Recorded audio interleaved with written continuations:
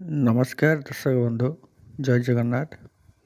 दर्शक बंधु ये प्लॉटिंग प्रोजेक्टर भिडियोटी आप देखुं यह जटणी और खोर्धा हाईवे को संजोग कर रास्ता ठारू मात्र गोटे किलोमीटर डिस्टेंस अच्छी। ये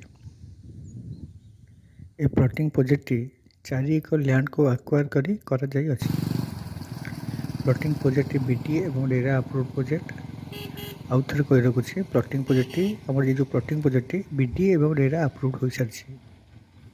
ये प्लॉटिंग प्रोजेक्ट आपण को 30 fitter concrete road Piper electricity master boundary wall सहित आपण इंडिविजुअल बाउंड्री वाल आम प्रोवाइड करूँ। प्रोजेक्ट लेआउट टी अप्रूव हो सारी। आहरी मंदिर पिला खेलने ओपन स्पेस ड्रेनेज प्लांटेशन भली सुविधा मान आम आपको provide कराइबू।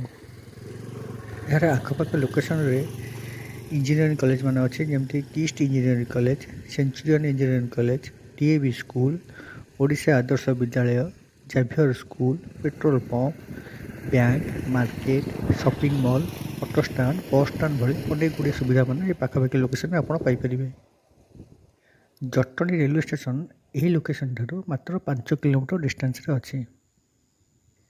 IIT Indian institute of technology मात्र 6 किलोमीटर डिस्टेंस रे, नाइजर 6 किलोमीटर डिस्टेंस रे अच्छी, इन्फोसिटी 2 8 किलोमीटर, सीवी रमण कॉलेज 9 किलोमीटर डिस्टेंस रे अच्छी। यार आखपाख लोकेशन रे अनेक गुड़े डुप्लेक्स अपार्टमेंट सिंप्लेक्स भली अनेक गुड़े डेवलपमेंट चलुची।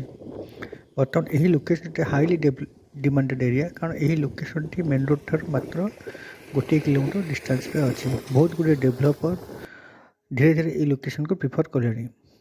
यह आहरी किसी दिन भर आहरी हाईली डिमांडेड हो तेणुक दर्शक बंधु आप प्रोजेक्ट को साइड विजिट करूँ। प्रोजेक्ट आप 100% सियोर आपको निश्चिंत भल लगे। मो नंबर टी अच्छी आप जोगाजोग करूँ। आसतु रोचे जय जगन्नाथ।